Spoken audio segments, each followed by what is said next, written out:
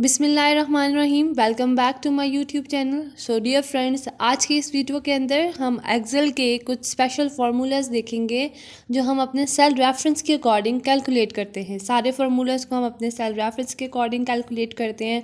तो हम कुछ 3 फार्मूलाज देखेंगे जिसमें रिलेटिव, एब्सोल्यूट और मिक्स्ड सेल रेफरेंसिंग की कैलकुलेशन देखेंगे अपने सेल रेफरेंस के अकॉर्डिंग, और इनकी कुछ डेफिनेशंस भी करेंगे कि रिलेटिव रेफरेंसिंग क्या होती है, एब्सोल्यूट और मिक्स्ड रेफरेंसिंग क्या होती है। तो सबसे पहले हम इसकी डेफिनेशन को देख लेते हैं। When we use a relative cell reference, the cell reference will change if we fill or copy the formula down to other rows or out to other columns। हम सिंपल फार्मूला को drag और copy करते हैं और उसका जो address है, cell reference है, वो चेंज हो जाता है और वही फार्मूला अप्लाई हो रहा होता है, तो उसको हम रिलेटिव सेल रेफरेंस कहते हैं। तो प्रैक्टिकल देखते हैं रिलेटिव सेल रेफरेंस का कि हम कैसे अप्लाई करते हैं। तो सबसे पहले हमारे पास कुछ मेन्यू आइटम्स हैं जिसमें हमने मेन्यू आइटम के अंदर प्राइस, टैक्स और उनको टोटल करना है। तो हमारे पास डिलीशियस नाचोस हैं जिसको हमने ऐड करना है, और ऐड करने के लिए हम क्या करेंगे, अपने सेल D4 के अंदर जाएंगे। आप उसको देख सकते हैं एड्रेस को, और उसके अंदर सबसे पहले हम इक्वल्स टू एंटर करेंगे क्योंकि फार्मूला लिखने से पहले हम इक्वल्स टू को एंटर करते हैं, और फिर B4 प्लस C4 क्योंकि हमने इन दोनों को ऐड करना है और उनका सेल रेफरेंस लिखेंगे। और उसके बाद हम क्या करेंगे, हम एंटर की को प्रेस करेंगे तो हमारे पास रिज़ल्ट आ जाएगा।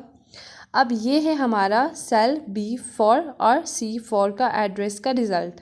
तो अब उसके बाद हमने क्या करना है, जैसे ही हम इसको ड्रैग और ड्रॉप करेंगे तो हमारे पास बिल्कुल करेक्ट रिज़ल्ट आ जाएगा। किसका?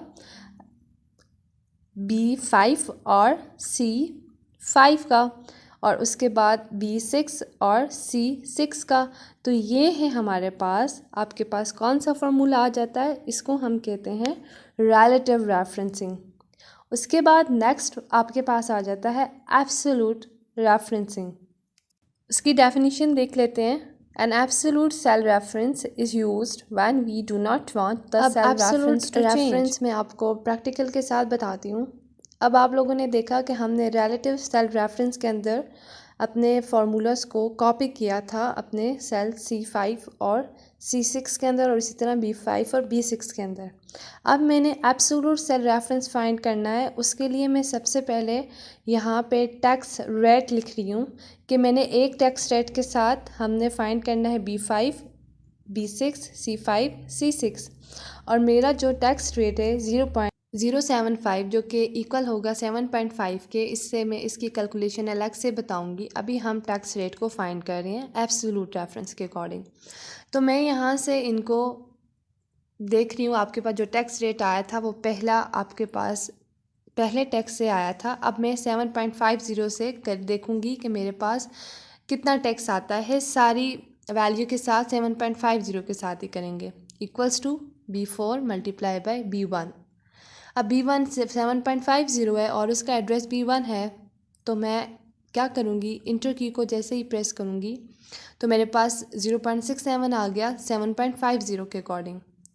अब अगर मैं इसी को कॉपी करती हूँ अपने सेल्स के अंदर C5 और C6 के अंदर, तो मुझे एरर देगा क्योंकि हम तो आपके पास वहाँ पे तो कुछ है ही नहीं है, क्योंकि आप देख सकते हैं 7.50 के नीचे जो वैल्यू है उसने उसको कॉपी किया, यानी कि B5 को मल्टीप्लाई बाय B2 और B6 को मल्टीप्लाई बाय B3 से किया है, क्योंकि और वहाँ पे कोई वैल्यू नहीं है तो इसलिए उसने एरर दिया है।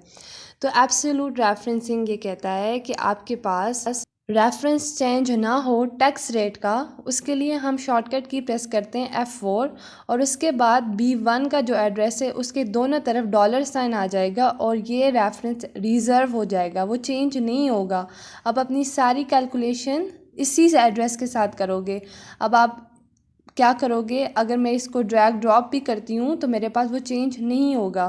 तो मैंने टैक्स रेट को 7.50 को क्या किया, एब्सोल्यूट रेफरेंस बनाने के लिए F4 प्रेस किया, जिससे मेरे पास डॉलर साइन आ गए और मेरा B1 जो एड्रेस है वो रिज़र्व हो गया। तो मेरे पास 7.50 के अकॉर्डिंग 0.67 आ गया, और मैंने उसको ड्रैग ड्रॉप किया तो मेरे पास C5 और C6 दोनों का एड्रेस क्या आ गया 7.50 के अकॉर्डिंग। और F4 से मेरे पास मेरा जो सेल रेफरेंस था वो एब्सोलूट रेफरेंसिंग बन गया। और इसी तरह से जब मैं टेक्स्ट राइट की वैल्यूज़ को चेंज करूँगी तो ऑटोमेटिकली मेरा टेक्स्ट जो है वो अपडेट होता जाएगा। तो ये था आपके पास एब्सोलूट रेफरेंसिंग। उसके बाद हम मिक्स्ड रेफरेंसिंग की तरफ चलते हैं। उसके लिए मैं एक 3 रो के अंदर 9 नंबर्स लिखूँगी, 1 2 3 4 5 6 7 8 और 9। अब मैं क्या करती हूँ, यहाँ पे इनके इर्द गिर्द बॉर्डर लगा देती हूँ। बॉर्डर लगाने के बाद मैं आपको इनको कैलकुलेट करके बताऊँगी और मिक्स्ड रेफरेंस के बारे में बताऊँगी। उसके लिए मैंने इक्वल्स टू सम किया और फर्स्ट 2 सेल को ऐड कर लिया और उसका एड्रेस मेरे पास आ गया। अब मैंने ट्वाइसली यानी कि 2 दफ़ा F4 को प्रेस किया तो मेरे पास रो रिज़र्व होगी, यानी कि $8 हुआ है, लेटर नहीं रिज़र्व हुआ। अगर लेटर होता तो F के आगे डॉलर साइन होता। तो मेरे पास सिर्फ रो रिज़र्व हुई है, तो रो रिज़र्व होती है तो मेरे पास रो अपडेट नहीं होगी, रो का रिज़ल्ट वही रहेगा। अगर मैं 4 7 से कुछ भी फ़र्क नहीं पड़ेगा, मेरे पास रिज़ल्ट 3 ही रहेगा, क्योंकि मेरे पास रो रिज़र्व हो गई है तो 3 ही आंसर रहेगा। तो मैं अगर इसको ड्रैग ड्रॉप करूँगी तो मेरे पास 3 ही आंसर रहेगा, क्योंकि मैंने रो को रिज़र्व किया हुआ है, कांस्टेंट रखा हुआ है।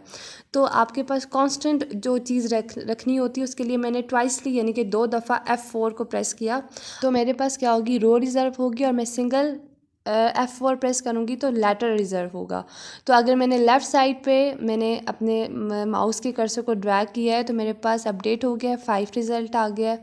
तो ये था आज की इस वीडियो के अंदर मिक्स्ड सेल रेफरेंसिंग।